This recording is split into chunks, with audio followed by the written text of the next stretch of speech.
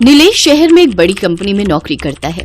उसके माता पिता गांव में रहते हैं। एक रोज उसकी कंपनी में चाइना से एक लड़की ऐना बिजनेस मीटिंग के लिए आई। नीलेश को देखते ही ऐना को उससे प्यार हो गया, तो वहीं नीलेश भी उसे दिल दे बैठा। नीलेश जानता था कि उसके माता पिता कभी उसकी शादी के लिए नहीं मानेंगे।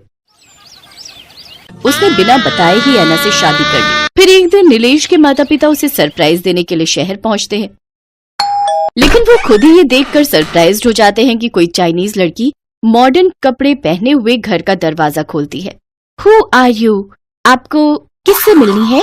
दैया रे दैया, बिटवा के बापू, हमको तो लागत है हम कोनो गलत घर में घुस आए हैं। चुप कर तू, हमको बात करने तो जरा। प्रगति मैडम जी, हमको अपने बेटे नीलेश से मिलना है। My son Nilesh, me his father. Nilesh father? Oh, it means आप मेरे ससुर जी हो और ये मेरी सुसुमा। प्रणाम ससुर जी, प्रणाम सुसुमा। हैं? सुसुमा, ये क्या बोल रही है और कौन है तू? मेरे बेटे के घर में क्या कर रही है? तभी वहाँ नीलेश भी आ जाता है। अरे माँ बाबा, आप दोनों यहाँ, और वो भी बिना बताए? पाए लागू माँ बाबा। वो सब छोड़, ये बता सूजी हुई आंखों वाली ये लड़की है कौन और ये यहाँ क्या कर रही है? माँ, इसकी आंखें सूजी हुई नहीं है, ये ऐसी है। दरअसल ये चाइना की है ना, इसका नाम ऐना है और ये आपकी बहू है। क्या बहू? नालायक, तू अकेले अकेले चाइना भी घूम आया और हमें बताया तक नहीं। माँ, मैंने कब कहा मैं चाइना गया था? तो फिर ये चाइना का आइटम कहाँ से ले आया? नीलेश उन्हें सारी बात बताता है।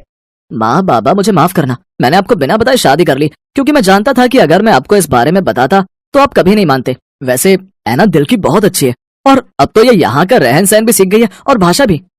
हाँ सुसुमा, अब हम दोनों पति पत्नी हैं। ये मेरी पत्नी है और मैं इनका पति। ओ बाबड़ी पूछ, ये तेरा पति है और तू इसकी पत्नी। पता चल रहा है बेटा कितनी भाषा सीख गई है। बेटा, अगर तुम्हारी खुशी इसी चाइनीज आइटम में है तो यही सही। अब जो हो गया सो हो गया। ये भले ही तेरी पत्नी होगी, लेकिन मेरी बहू कभी नहीं बन सकती। सुसुमा, अब गुस्सा मत होए, मैं अच्छी बहू बनूंगी। चुप कर कल मुही कहीं की। अपनी ये टूटी फूटी इंग्लिश तू ना अपने पास ही रख, समझी? चल अब हट परे, मुझे बाथरूम जाना है। सुसुमा सुसुमा सुनते सुनते मुझे सचमुच की सुसु आ गई। नीलेश के माता पिता ऐना को स्वीकार तो कर लेते हैं, लेकिन वो अभी भी उससे खफा खफा ही रहते। शाम को ऐना सबके लिए डिनर में चाइनीज खाना बनाती है। छी, कितनी घटिया और फीकी दाल बनाई है ये। छी छी छी छी छी छी, ये भी कोई दाल है? तभी मैं कहूँ मेरा बिटवा इतना सूखा काहे हो गया है। ये चिंकी इसे ऐसे बेकार दाल खिलाती होगी। सुसुमा, ये दाल नहीं, सूप है, सूप। ये तो बहुत ही हेल्दी होते हैं। और ये क्या है? इसने तो केंचुए बना दिए। बाबा, ये केंचुए नहीं, नूडल्स हैं। हमको ना ही खाना ये सब विदेशी खाना। आप चलिए जी, जो खाना मैंने रास्ते के लिए बांधा था वो रखा हुआ है, मैं उसे ही गर्म करके ले आती हूँ। वो दोनों ऐना की 3 घंटे की मेहनत से बना खाना बिना खाए ही टेबल से उठ जाते हैं। ये देख ऐना को बहुत बुरा लगता है और वो उदास हो जाती है। ये देखकर नीलेश उससे कहता है, ऐना, अगर तुम्हें माँ बाबा का दिल जीतना है तो तुम्हें उन्हें देसी खाना बनाकर खिलाना होगा। देसी खाना? लेकिन वो मैं कैसे सीखूंगी? यूट्यूब की हेल्प से तुम आसानी से खाना बनाना सीख सकती हो। और हाँ, अपने इस पहनावे में भी थोड़े चेंजेस लाओ। वेस्टर्न ड्रेसेस की जगह भारतीय साड़ी पहनो, इससे वो दोनों बहुत खुश होंगे। ऐना अब रोजाना यूट्यूब पर देख देख कर भारतीय खाना बनाना सीखने लगती है और कुछ ही दिनों में वो सारा देसी खाना बनाना सीख जाती है। साथ ही वो अब साड़ी पहननी शुरू कर देती है। फिर वो अपने हाथों से पूरी सब्जी, शाही पनीर और दाल मखनी रोटी के साथ परोसती है।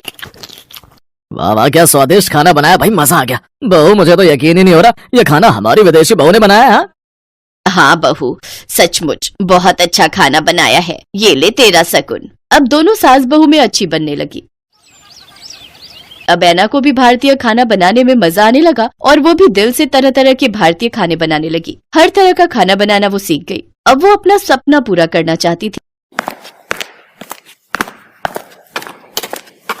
उसने अपने ससुराल वालों से इस बारे में बात की।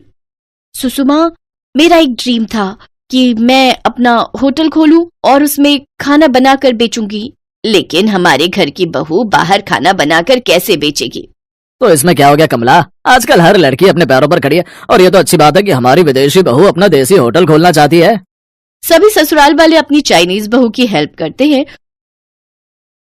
और वो उसके लिए एक देसी होटल खोलते हैं। ऐना अपने होटल में तरह तरह के देसी व्यंजन बनाने लगती है। सबको चाइनीज बहू के हाथ का खाना बहुत पसंद आता है। वाह, इतना स्वादिष्ट खाना खाकर तो मजा ही आ गया। विलायती मैडम के हाथ से बना देसी खाना तो लाजवाब है भाई। सच में भाई बहुत ही लाजवाब है ना, तुम्हारे हाथों के हर पकवान का एक अलग ही स्वाद है। धन्यवाद धन्यवाद। अब चाइनीज बहू के हाथ का देसी खाना सबको पसंद आता है और उसके होटल पर लोगों की भीड़ लगनी शुरू हो जाती है। ऐसे ही एक रोज एक लड़की यूट्यूब पर उसका वीडियो अपलोड कर देती है, जिसके बाद वो बहुत फेमस हो जाती है। वाह है ना, तुम तो रातों रात स्टार बन गई। तुम्हारी टूटी फूटी हिंदी और लाजवाब देसी खाना बहुत पसंद आता है लोगों को। हाँ बहू, पहले जब मैं तुझसे मिली थी तो तुम मुझे बिल्कुल पसंद नहीं थी, लेकिन आज तुम हम सबकी चहेती बन गई हो। तुम सचमुच में बहुत ही अच्छी और संस्कारी हो। Thank you Susuma. बस अब एक गुजारिश है बहू, तू न मुझे सुसुमा मत बोला कर, उससे मुझे बार बार सुसु आ जाती है। तू मुझे सासुमा नहीं माँ जी, हाँ माँ जी बोला कर। ओके है सुसुमा, मतलब कि माँ जी। ये सुनकर सभी जोर जोर से हंसने लगते हैं।